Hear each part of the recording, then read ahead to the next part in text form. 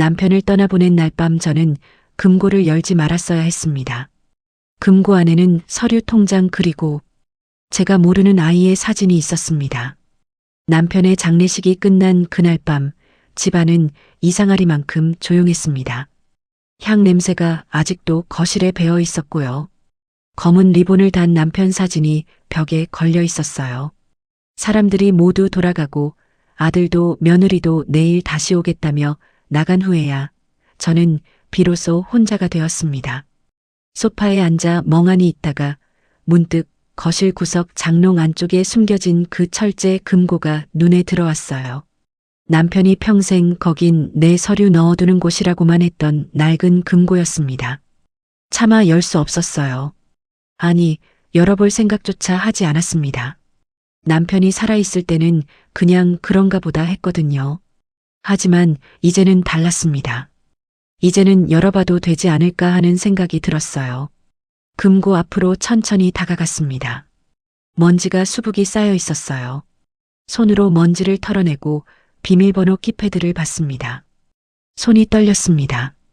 남편 생일을 눌렀어요. 012로 빅-오류입니다. 붉은 불빛이 깜빡했습니다. 틀렸나 봅니다. 그럼 뭐지? 손가락이 키패드 위에서 맴돌았어요. 왜 이걸 여기에 쓴 거지? 혹시 내가 모르는 의미라도 있는 건가? 문득 떠오른 숫자가 하나 있었습니다. 남편이 가장 아끼던 날. 우리 결혼기념일. 5월 3일. 손이 살짝 떨렸지만 숫자를 눌렀어요. 0503. 띠링 부드러운 소리와 함께 금고가 열렸습니다. 금고 문을 여는 순간 오래된 종이 냄새가 확 밀려왔습니다. 안에는 두툼한 서류 뭉치, 하얀 봉투 몇 개, 통장, 그리고 사진이 놓여 있었어요. 천천히 손을 뻗어 사진부터 꺼냈습니다. 사진 속에는 낯선 여자와 아이가 찍혀 있었어요. 초등학생쯤 돼 보이는 남자아이였습니다. 둘 다 카메라를 보며 환하게 웃고 있었어요. 평범한 가족 사진처럼 보였습니다. 하지만 저는 이 사람들을 본 적이 없었어요. 이 사람들은 누구죠? 사진을 뒤집어 봤습니다. 뒷면에 연필로 쓴 글씨가 있었어요. 2015년 5월, 9년 전 사진이었습니다. 손이 떨렸어요. 가슴이 두근거렸습니다. 다음으로 통장을 꺼냈습니다. 남편 명의 통장이었어요. 펼쳐보는 순간 숨이 멎는 것 같았습니다. 잔액이 5천만 원. 제가 모르는 통장이었습니다. 아니, 제가 알던 남편 명의 통장은 단 하나뿐이었는데 이건 대체 뭐죠? 거래 내역을 훑어봤어요. 매달 첫째 주에 100만 원씩 입금. 2015년 5월부터 작년 12월까지 한 달도 빠짐없이 규칙적으로 입금돼 있었습니다. 누가 이렇게 꾸준히 돈을 넣은 걸까요? 그리고 흰 봉투를 열었습니다. 한 장의 종이가 나왔어요. 굵은 글씨로 쓰여 있었습니다.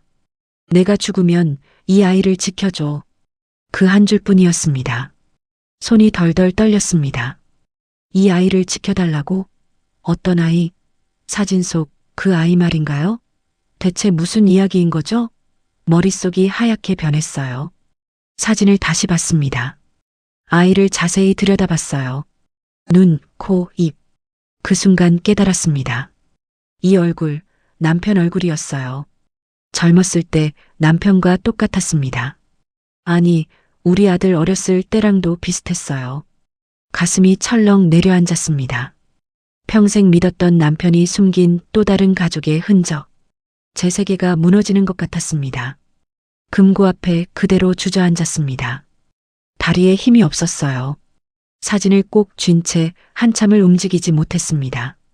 시간이 얼마나 지났을까요? 벽시계 소리만 똑딱똑딱 들렸어요. 문득 화가 치밀어 올랐습니다. 사진을 바닥에 내던지고 싶었어요. 찢어버리고 싶었습니다. 하지만 그럴 수 없었어요. 그 아이에게 무슨 죄가 있겠어요? 태어난 것밖에. 통장을 다시 펼쳐봤습니다. 5천만 원. 이 돈을 모으려고 남편이 얼마나 애를 썼을까요? 우리 집 살림은 늘 빠듯했습니다. 제가 이것저것 아껴 쓰며 살았어요.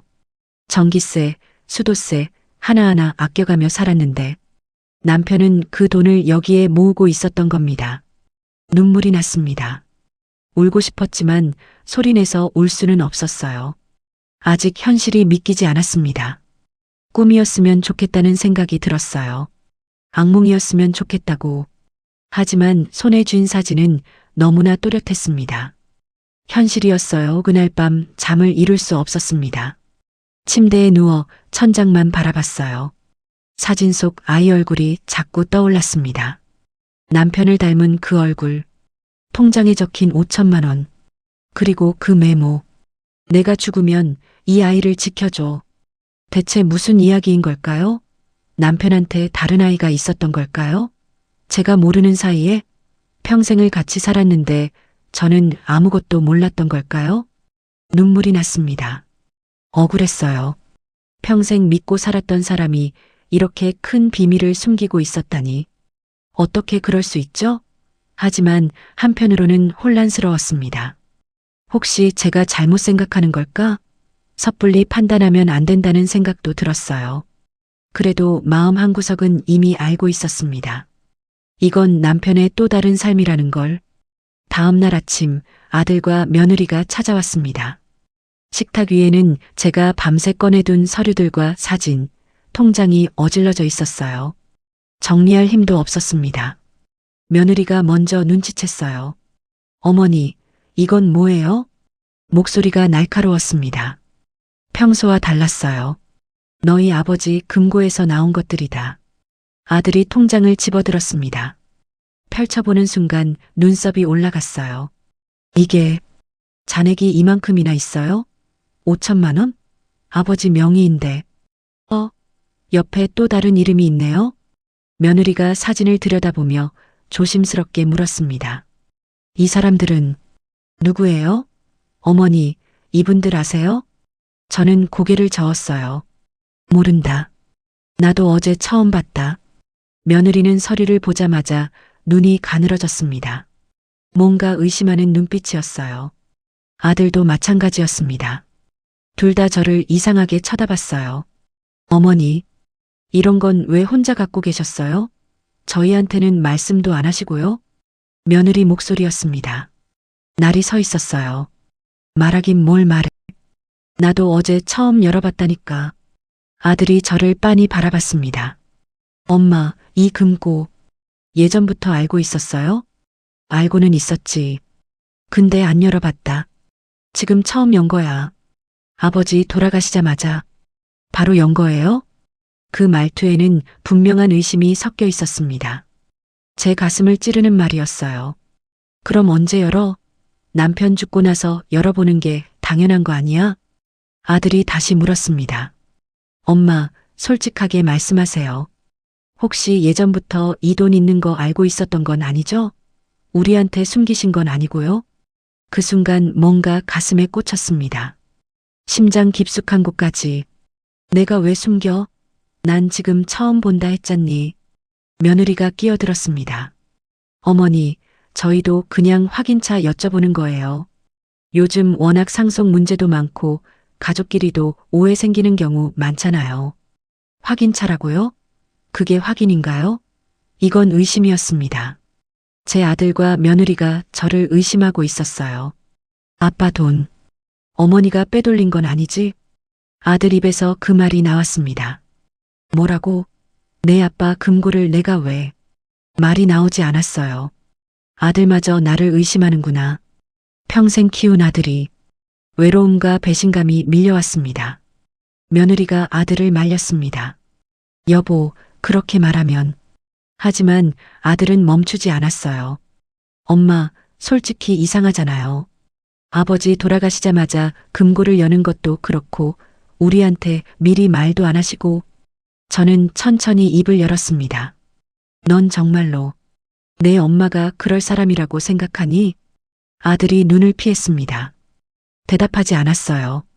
그 침묵이 답이었습니다. 가슴이 무너졌어요. 며느리가 서류들을 챙기며 말했습니다. 어머니, 저희는 그냥 확실하게 하고 싶은 거예요. 나중에 문제 생기면 더 복잡해지잖아요. 문제? 무슨 문제? 내 시어머니가 돈 훔칠까봐 걱정되는 거지? 둘 다 아무 말이 없었습니다. 저는 일어섰어요. 이제 그만 가봐라. 난 피곤하다. 아들과 며느리는 서류를 들고 나갔습니다. 문이 닫히는 소리가 크게 들렸어요. 혼자 남은 거실에서 저는 소파에 주저앉았습니다. 세상에 혼자 남겨진 기분이었어요. 며칠 동안 통장 거래 내역을 하나씩 분석했습니다. 매달 첫째 주에 100만 원씩 입금. 2015년 5월부터 작년 12월까지 8년 8개월. 한 달도 빠짐없이 입금됐더라고요. 출금도 규칙적이었습니다. 1년에 한두 번, 3월과 9월. 학기 초였어요. 학비였을까요? 아이 학비로 쓴 돈일까요? 통장을 펼쳐놓고 계산기를 두드렸습니다. 100만 원 곱하기 104개월.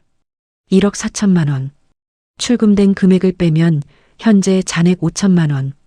딱 맞아떨어졌어요. 남편이 거의 10년 가까이 매달 100만 원씩 보낸 겁니다. 그 계좌의 출금 시기는 학기 초인 3월과 9월과 정확히 일치했습니다.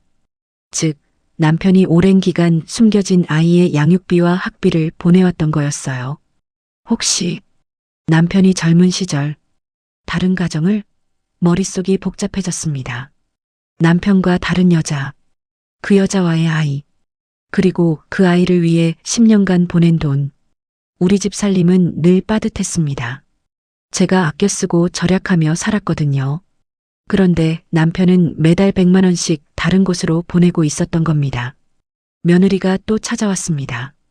이번엔 혼자였어요. 식탁에 앉더니 조심스럽게 물었습니다. 어머니, 이 돈 어떻게 하실 생각이세요? 드디어 본심이 나왔구나 싶었습니다. 아직 모르겠어. 생각 중이야.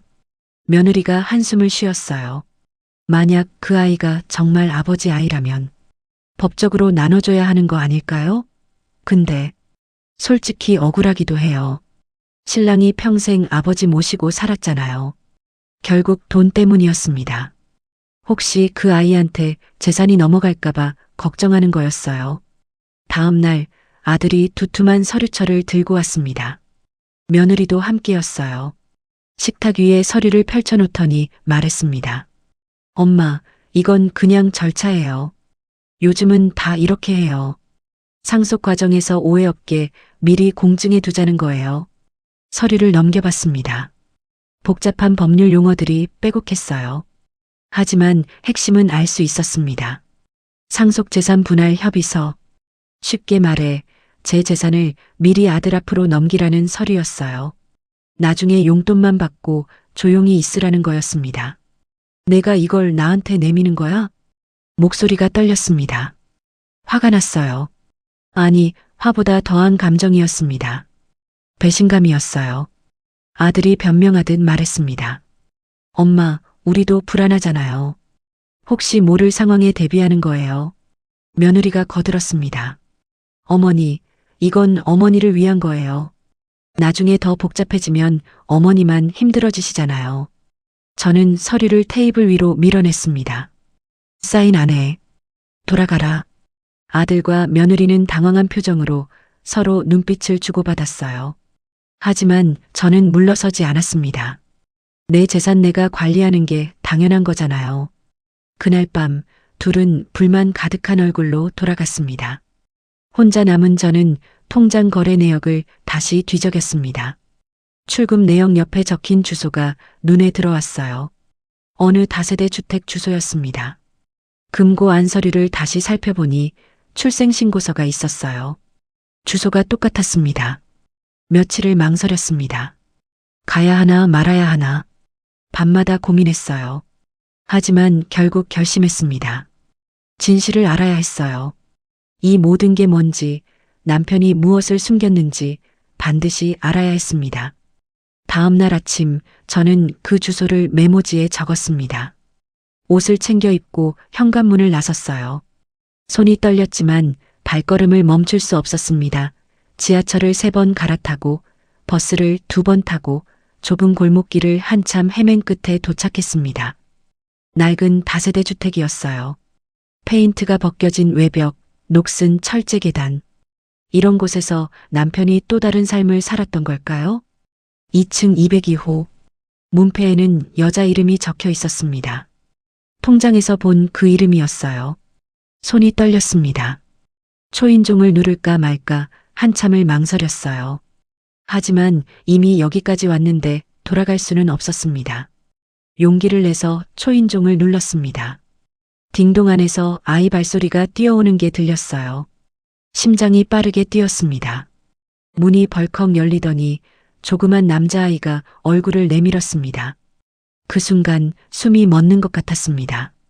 눈이 너무 닮았어요. 남편 눈이었습니다. 똑같았어요. 코도, 입모양도, 웃는 모습까지.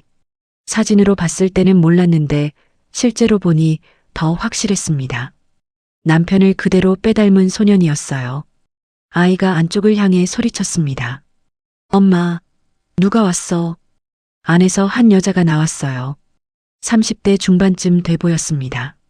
저를 보는 순간 그녀는 얼굴이 하얗게 질렸어요. 그대로 굳어버렸습니다. 입술이 파르르 떨렸어요. 오셨네요. 그녀는 이미 알고 있는 눈치였습니다. 제가 누군지, 왜 여기 왔는지. 좁은 방 안으로 들어갔습니다. 소박한 살림살이였어요. 낡은 소파, 작은 식탁, 벽에 붙은 아이 상장들, 교과서와 공책이 널려 있는 작은 책상도 보였습니다. 평범한 모자, 가정처럼 보였어요. 하지만 이 집에는 남편의 흔적이 있었습니다. 제가 모르는 남편의 또 다른 삶이. 여자가 아이를 방으로 보낸 후 부엌으로 갔습니다. 물 끓는 소리가 들렸어요. 어색한 침묵이 흘렀습니다. 저는 방 안을 둘러봤어요. 벽에 걸린 가족 사진이 보였습니다. 아이와 여자 둘만 찍은 사진이었어요. 남편은 없었습니다. 남편은 이 집 사진에도 가족 사진에도 어디에도 없었어요. 여자가 차를 내오며 앉았습니다. 손이 떨리고 있었어요. 잔을 놓는 손길이 조심스러웠습니다. 그분, 늘 죄책감에 시달렸어요. 저한테도, 아이한테도, 그리고 특히 당신께 많이 미안해했어요. 목소리가 가늘게 떨렸습니다. 저는 차를 한 모금 마셨어요. 뜨거웠지만 목이 너무 말랐습니다. 그럼 왜 말 안 했죠? 평생을 같이 살면서. 여자는 고개를 숙였습니다. 한참을 말이 없더니 조용히 대답했어요. 그분 말로는 이건 평생 나 혼자 지고 가야 할 죄라면서 끝까지 당신 옆에서는 좋은 남편이고 싶다고 하셨어요. 좋은 남편? 그 말이 웃기면서도 애처로웠습니다. 웃음이 나올 것 같기도 하고 울음이 터질 것 같기도 했어요. 언제부터 이렇게 된 거예요? 여자가 천천히 입을 열었습니다. 15년 전이요. 그분이 사업 때문에 지방 출장 자주 다니실 때였어요. 저는 그때 식당에서 일했고요. 그렇게 알게 됐어요. 15년 전. 저는 그때 아무것도 몰랐습니다. 남편이 출장 간다고 하면 그런가 보다 했어요. 의심조차 하지 않았습니다. 잘 다녀오라고, 조심해서 가라고 그렇게 보냈었죠. 아이의 웃음소리가 방 안에 울렸습니다. 그 아이는 아무것도 모른 채 숙제를 하고 있었어요. 자기 아버지가 누군지, 자기 아버지가 어떻게 살다 갔는지 아무것도 모르고 있었습니다. 여자가 조심스럽게 말을 이었습니다. 금고 열어보셨죠? 통장이랑 메모도 보셨고요. 고개를 끄덕였습니다. 여자는 한숨을 쉬었어요. 그분이 평생 모은 돈이에요. 이 아이 미래를 위해서요. 당신한테 미안하다고 늘 그러셨어요. 하지만 이 아이는 저희 아이니까 책임져야 한다고 그러면서도 늘 말씀하셨어요. 여자가 눈물을 글썽이며 말했습니다. 평생 사랑한 사람은 당신뿐이라고. 그 말을 듣는 순간 가슴이 무너지는 것 같았습니다. 저는 아무 말도 할 수 없었어요. 이 집에서 남편은 또 다른 삶을 살았던 겁니다. 또 다른 가족이 있었던 거예요. 저는 그 사실조차 몰랐습니다. 15년 동안 평생 함께 산 남편이었는데 한참을 침묵이 흘렀습니다. 차는 식어버렸어요. 여자도 저도 아무 말이 없었습니다. 무슨 말을 해야 할까요? 서로에게 뭐라고 위로를 해야 할까요? 우리는 둘 다 피해자였지만 동시에 같은 남자를 사랑했던 사람들이었습니다. 문득 방에서 아이가 나왔습니다. 목이 마른지 물을 마시러 부엌으로 갔어요. 저를 보더니 공손하게 인사를 했습니다. 안녕하세요. 안녕. 아이는 물을 따라 마시고 다시 방으로 들어갔습니다. 그 뒷모습이 남편과 너무 닮아서 가슴이 아팠어요. 걸음걸이까지 똑같았습니다. 여자가 조용히 말했습니다. 아이는 아버지 얼굴도 모릅니다. 사진도 없어요. 그분이 증거를 남기고 싶지 않다고 하셨거든요. 당신한테 들킬까봐. 그 말에 가슴이 무너졌습니다. 저를 배려했다는 건가요? 아니면 그저 비겁했던 건가요? 아이한테는 뭐라고 말했어요? 아버지는 멀리 계신다고 했어요. 자주 못 오신다고. 그런데 작년에 돌아가셨다고 말했습니다. 여자의 목소리가 떨렸습니다. 아이가 울었어요. 한 번도 본 적 없는 아버지인데 그래도 울더라고요. 사진도 없고 목소리도 모르고 손을 잡아본 적도 없는데 그래도 슬퍼하더라고요. 눈물이 났습니다. 그 아이도 이 여자도 저도 모두 남편 때문에 아팠습니다. 일어서서 인사를 했습니다. 더 이상 앉아 있을 수가 없었어요. 여자도 일어났습니다. 현관까지 배웅하더니 조용히 말했어요. 죄송합니다. 그리고 감사합니다. 찾아와 주셔서. 고개만 끄덕이고 계단을 내려왔습니다. 녹슨 철제 난간을 잡고 한 계단 한 계단 내려갔어요. 다리에 힘이 없었습니다. 골목길을 걸어 나오는데 뒤에서 아이 목소리가 들렸습니다. 뒤돌아보니 그 소년이 창문에서 손을 흔들고 있었어요. 저도 모르게 손을 들어 흔들었습니다. 아이는 환하게 웃었어요. 남편이 젊었을 때 그 웃음이었습니다. 집으로 돌아오는 길 가슴이 무거웠습니다. 버스 안에서 지하철 안에서 계속 생각했어요. 남편의 두 얼굴. 제 옆에 있을 때는 좋은 남편이었고 그 여자 옆에 있을 때는 아이 아빠였던 거죠. 어느 게 진짜였을까요? 둘 다 진짜였을까요? 창밖을 보니 해가 지고 있었습니다. 노을이 붉게 물들어 있었어요. 아름다웠지만 슬펐습니다. 충격과 슬픔 그리고 복잡한 감정 속에서 집으로 돌아왔습니다. 집에 도착하니 아들이 현관에서 기다리고 있었습니다. 팔짱을 끼고 서 있더니 저를 보자마자 다가왔어요. 엄마, 어디 갔다 오세요? 전화도 안 받고. 걱정했잖아요. 목소리에 짜증이 섞여 있었습니다. 걱정보다는 의심이 더 많이 느껴졌어요. 잠깐 나갔다 왔어. 아들이 의심스러운 눈빛으로 저를 봤어요. 혹시 그 주소 찾아가신 거예요? 통장에 있던 그 주소요? 대답하지 않았습니다. 그냥 신발을 벗고 안으로 들어갔어요. 아들은 한숨을 쉬며 뒤따라 들어왔습니다. 엄마, 왜 혼자 그런 일을 하세요? 저희한테 말하고 같이 가시든지. 내가 뭘 도와줄 건데? 어차피 너희는 돈 걱정만 하잖아. 아들이 말문이 막힌 듯 입을 다물었습니다. 식탁을 보니 또 서류가 놓여 있었어요. 아들이 가져온 서류였습니다. 며느리도 거실 소파에 앉아 있었어요. 둘이 짜고 온 게 분명했습니다. 엄마, 이거 사인만 하시면 돼요. 변호사가 확인했는데 법적으로 문제 없대요. 아들이 서류를 가리키며 말했습니다. 이게 뭔데? 재산 정리 서류예요. 상속을 안전하게 정리하려면 미리 해두는 게 좋대요. 서류를 펼쳐봤습니다. 복잡한 법률 용어들이 빼곡했어요. 하지만 내용은 분명했습니다. 제 재산을 미리 아들 앞으로 넘기고 제 명의 자산은 당분간 공증하라는 내용이었어요. 쉽게 말해 저한테서 재산 관리권을 빼앗겠다는 서류였습니다. 손이 떨렸습니다. 화가 치밀어 올랐어요. 아니, 화보다 더한 감정이었습니다.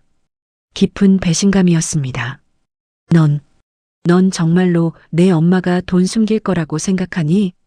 아들이 변명하듯 말했습니다. 그런 게 아니라 혹시 모를 상황에 대비하는 거예요. 만약 그 아이가 나타나서 상속 청구라도 하면 법적으로 복잡해질 수 있잖아요. 그 아이도 내 아버지 아이야. 잘못은 없어. 며느리가 끼어들었습니다. 어머니, 이건 어머니를 위한 거예요. 나중에 더 복잡해지면 어머니만 힘들어지시잖아요. 미리 정리해두는 게 좋아요. 저는 서류를 테이블 위로 밀어냈습니다. 사인 안 해. 돌아가라. 아들과 며느리는 당황한 표정으로 서로 눈빛을 주고받았어요. 아들이 다시 말했습니다. 엄마, 왜 이러세요? 이건 엄마한테도 좋은 거잖아요. 좋긴 뭐가 좋아. 내 재산 내가 관리하는 게 당연한 거 아니야? 며느리가 일어서서 가방을 챙기며 말했습니다. 어머니, 천천히 생각해 보세요. 저희는 어머니 위해서 하는 말인데 그 말에 참았던 화가 폭발했습니다. 날 위해서? 정말로? 너희가 날 위해서 뭘 했는데? 남편 금고 열었다니까 돈 숨겼다고 의심하고 상속 걱정만 하고 이제는 내 재산까지 빼앗으려 하고 이게 날 위한다는 거야? 아들이 얼굴을 붉혔습니다. 엄마, 그런 식으로 말씀하시면 그럼 어떻게 말해야 해? 사실대로 말하는 건데. 거실이 조용해졌습니다. 아들과 며느리는 아무 말도 하지 못했어요. 할 말이 없었던 겁니다. 결국 둘은 서류를 챙겨 들고 나갔습니다. 문 닫는 소리가 유난히 크게 들렸어요. 혼자 남은 거실은 텅 비어 있었습니다. 남편도 없고 아들도 며느리도 다 나가버렸어요. 저는 소파에 주저앉았습니다. 온몸에 힘이 빠졌어요. 남편도 저를 배신했고 아들도 저를 의심했습니다. 믿었던 사람들이 모두 등을 돌렸어요. 완전히 고립된 기분이었습니다. 남편도 아들도 며느리도 저를 이해하지 못했습니다. 아무도 제 편이 아니었어요. 이 세상에 혼자 남겨진 것 같았습니다. 밤이 깊어갔습니다. 시계를 보니 자정이 넘어 있었어요. 잠은 오지 않았습니다. 거실 불을 끄고 어둠 속에 앉아 있었어요. 창밖으로 가로등 불빛만 희미하게 들어왔습니다. 문득 남편이 살아있을 때가 떠올랐습니다. 저녁이면 저 소파에 앉아 신문을 보던 남편, 제가 차를 내오면 고맙다고 하던 남편, 텔레비전 보며 같이 웃던 평범한 일상들, 그 모든 게 거짓이었을까요? 아니면 진짜였을까요? 손으로 소파를 쓸어보았습니다. 남편이 앉던 자리였어요. 이제 그 자리는 비어 있습니다. 영원히 비어 있을 겁니다. 눈물이 났어요. 미운 사람인데 그리운 사람이었습니다. 용서할 수 없는 사람인데 보고 싶은 사람이었어요. 휴대전화가 울렸습니다. 아들이었어요. 받지 않았습니다. 다시 울렸습니다. 여전히 받지 않았어요. 세 번째 울릴 때 전원을 껐습니다. 지금은 아무하고도 말하고 싶지 않았습니다. 그날 밤 잠이 오지 않았습니다. 금고에서 나온 서류들을 다시 꺼내봤어요. 혹시 뭔가 더 있지 않을까 싶어서였습니다. 통장, 사진, 출생신고서, 메모. 하나하나 다시 살펴봤습니다. 뭔가 놓친 게 있을 것 같았어요. 오래된 서류들 사이에서 노란 봉투 하나가 손에 잡혔습니다. 처음 볼 때는 그냥 지나쳤던 봉투였어요. 앞면에 삐뚤삐뚤한 글씨로 적혀 있었습니다. 아내에게. 손이 떨렸습니다. 남편 글씨였어요. 봉투를 뜯었습니다. 안에는 편지가 들어 있었어요. 펼쳐보니 남편의 필체가 가득했습니다. 손때 묻은 종이였어요. 남편이 몇 번이나 접었다 폈다 했던 흔적이 보였습니다. 사랑하는 여보, 이 편지를 내가 볼 때쯤이면 나는 아마 이 세상 사람이 아닐 거다. 용기가 없어서 살아생전 말하지 못했다. 미안하다. 첫 문장부터 눈물이 났습니다. 손으로 눈물을 닦으며 계속 읽었어요. 젊은 날 큰 죄를 지었다. 내가 책임지지 못한 아이가 하나 있다. 15년 전 지방 출장 다닐 때 만난 여자와의 사이에서 생긴 아이다. 그 죄책감 덜겠다고 뒤늦게 돕기 시작했지만 그렇다고 그 아이 엄마를 사랑한 건 아니다. 내 평생 단 한 사람의 아내는 너뿐이다. 이건 진심이다. 눈물이 멈추지 않았습니다. 편지를 잡은 손이 떨렸어요. 편지는 계속 이어졌습니다. 금고 안에 있는 돈은 내 욕심이 아니라 내 죗값이라고 생각하고 모아둔 거다. 매달 100만 원씩 우리 생활비에서 아껴서 모았다. 미안하다. 내가 그렇게 아껴 쓰는 걸 보면서도 말하지 못했다. 정말 미안하다. 그 돈엔 그 아이의 목도 있고 내 목도 있다. 그 아이는 내 피지만 너는 내 평생 반려자다. 하지만 내 재산은 전부 내 앞으로 해두었다. 집도 예금도 보험도 모두 내 이름으로 되어 있다. 너는 내가 끝까지 지켜야 할 사람이니까. 이 편지를 탓해도 좋다. 나를 욕해도 좋다. 하지만 제발 내 삶만은 포기하지 말아라.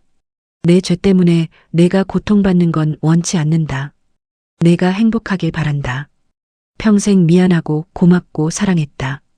편지 뒤에는 공증 도장이 찍힌 유언서 사본이 붙어 있었어요. 본인 사망 후 모든 재산은 배우자에게 상속함. 서명, 도장, 날짜 모두 정식으로 되어 있었습니다. 눈물이 뚝뚝 떨어졌습니다. 편지 위로, 유언서 위로 종이가 젖어 들어갔어요. 이 사람 참 멍청하기도 하고 한편으로는 끝까지 저를 믿어준 바보였습니다. 화가 나면서도 슬프면서도 고마웠어요. 남편은 평생 저를 속였습니다. 다른 여자가 있었고 다른 아이가 있었어요. 15년 동안 두 가족을 오가며 살았습니다. 거짓말을 하고 비밀을 숨기고 저를 배신했어요. 하지만 동시에 남편은 끝까지 저를 지키려 했습니다. 모든 재산을 제 이름으로 해뒀어요. 유언서까지 써서 공증을 받아뒀습니다. 결국 나를 믿었던 건 남편뿐이었네. 아들도 며느리도 아니고 아들은 저를 의심했고 며느리는 돈만 걱정했어요. 재산을 빼앗으려 했습니다. 하지만 남편은 달랐어요. 죄를 지었지만 끝까지 저를 버리지 않았습니다. 편지를 가슴에 안았습니다. 남편 채취가 아직도 남아있는 것 같았어요. 그리운 냄새였습니다. 미운 사람이면서도 고마운 사람이었어요. 용서할 수 없으면서도 이해가 되는 사람이었습니다. 한참을 울었습니다. 소리내서 울었어요. 그동안 참았던 눈물이 쏟아졌습니다. 남편에 대한 그리움, 배신감, 미움, 사랑, 모든 감정이 뒤섞여 나왔습니다. 울고 나니 조금 후련했어요. 이제 뭘 해야 할지 알 것 같았습니다. 다음 날 아침 아들에게 전화를 걸었습니다. 오늘 저녁에 집으로 와라. 며느리도 같이. 그리고 변호사도 데리고 와. 아들이 놀란 목소리로 물었습니다. 엄마, 무슨 일이세요? 가족들 다 모여라. 오늘 이 집안 이야기 마무리 짓자. 전화를 끊고 저는 숨겨진 아이의 어머니에게도 연락했습니다. 주소지에 적힌 전화번호로 걸었어요. 몇 번 신호음이 울린 후 그녀가 받았습니다. 오늘 저녁 6시에 우리 집으로 오세요. 아이는 데리고 오지 마시고요. 그녀는 잠시 망설이다가 대답했습니다. 알겠습니다. 저녁 6시 거실에 모두 모였습니다. 아들, 며느리, 변호사, 그리고 제가 따로 연락한 그 여자까지. 문이 열리고 그 여자가 들어오자 아들과 며느리 얼굴이 굳었습니다. 며느리가 저를 쳐다봤어요. 당황한 표정이었습니다. 엄마, 이분은 내 아버지 아이 엄마다. 거실이 조용해졌습니다. 숨소리만 들렸어요. 테이블 위에 저는 준비한 것들을 모두 올려놓았습니다. 편지, 유언서, 통장, 사진, 출생신고서, 모든 진실이 거기 있었어요. 이제 다들 보자. 이건 내 아버지의 진짜 마음이다. 아들에게 편지 봉투를 밀어줬습니다. 이거 내 아버지 편지다. 내가 직접 읽어라. 아들은 떨리는 손으로 편지를 꺼냈습니다. 읽기 시작했어요. 첫 줄부터 손이 떨렸습니다. 중간쯤 가자 목소리가 흔들렸어요. 며느리는 고개를 숙인 채 눈가를 훔쳤습니다. 손수건으로 눈물을 닦았어요. 아들이 편지를 다 읽고 나서 유언서 사본을 들여다봤습니다. 한참을 읽더니 고개를 들었어요. 눈이 붉어져 있었습니다. 엄마 이름으로 전 재산 상속 지정. 이건 진짜예요. 법적으로도 완전히 유효한 거고요. 변호사가 서류를 확인하고 고개를 끄덕였습니다. 네, 정식 공증을 거친 유언서입니다. 법적 효력이 있습니다. 아들이 눈을 감았다 떴습니다. 그리고 천천히 일어나더니 제 앞에 무릎을 꿇었어요. 깜짝 놀랐습니다. 엄마, 내가 정말 잘못했어요. 엄마를 의심한 것도 서류 들이민 것도 다 제가 잘못했어요. 그는 고개를 숙였습니다. 제가 평생 키운 아들이 처음으로 진심으로 저한테 잘못했다고 말하는 순간이었어요. 이제 알았으면 됐다. 며느리도 일어나서 제 손을 잡았습니다. 어머니, 저 정말 죄송해요. 돈 생각만 하고 어머니 마음은 헤아리지 못했어요. 숨겨진 아이의 어머니가 조용히 말했습니다. 저희에게는 아이의 교육비 정도만 있으면 됩니다. 아내분은 피해자셨잖아요. 그분이 평생 모신 분이고요.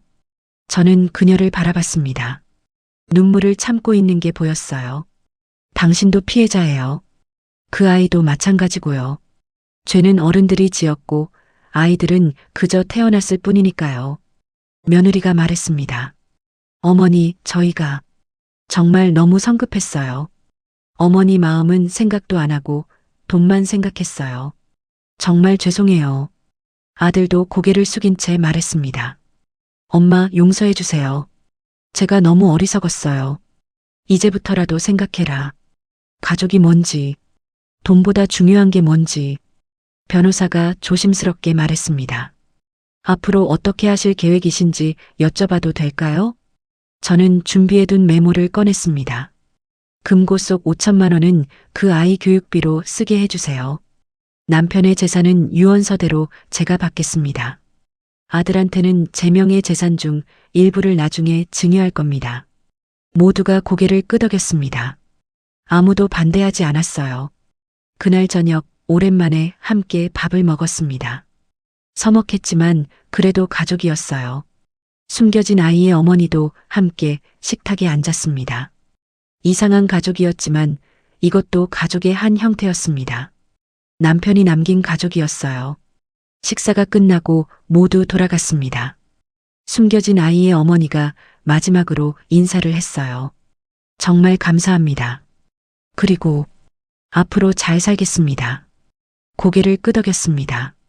그녀도 피해자였어요. 그녀도 저도 모두 남편이 남긴 상처를 안고 살아가야 했습니다. 아들과 며느리가 설거지를 하겠다고 했습니다. 부엌에서 그릇 부딪히는 소리가 들렸어요. 평범한 소리였습니다. 오랜만에 듣는 평화로운 소리였어요. 며느리가 나와서 말했습니다. 어머니, 내일 병원 검진 있으시잖아요. 제가 모시고 갈게요. 그래, 고맙다. 아니에요. 당연한 거죠. 아들이 옆에 와서 앉았습니다. 한참을 말이 없더니 조용히 말했어요. 엄마, 사랑해요. 언제 마지막으로 그 말을 들었는지 기억이 안 났습니다. 아들이 어렸을 때 이후로 처음 듣는 것 같았어요. 나도. 짧게 대답했지만 가슴이 따뜻해졌습니다. 며칠 후 변호사 사무실을 찾아갔습니다. 남편의 유언서, 통장, 금고 서류, 출생신고서까지 전부 들고 갔어요. 변호사는 서류를 하나하나 검토하더니 고개를 끄덕였습니다. 배우자분 입장은 법적으로도 분명히 피해자입니다. 재산은 유언서대로 받으시면 됩니다.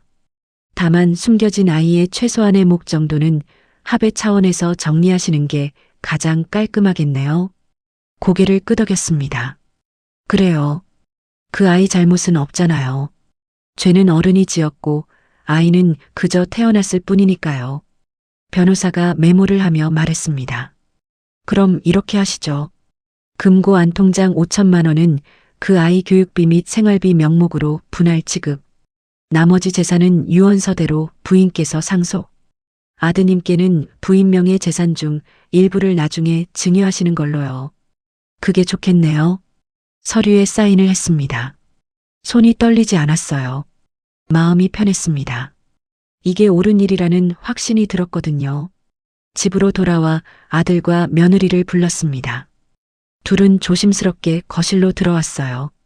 예전과는 달리 겸손한 태도였습니다. 상속은 내 아버지 말대로 할 거다. 내 앞으로 온 건 내 책임이고 그 안에서 내 몫은 내 마음대로 나눠줄 거다. 그리고 금고 안돈, 그 아이 몫은 그의 엄마와 상의해서 교육비로 줄 거다. 그게 내 아버지가 원한 거고 그게 옳은 일이야. 아들이 고개를 끄덕였습니다. 네, 엄마.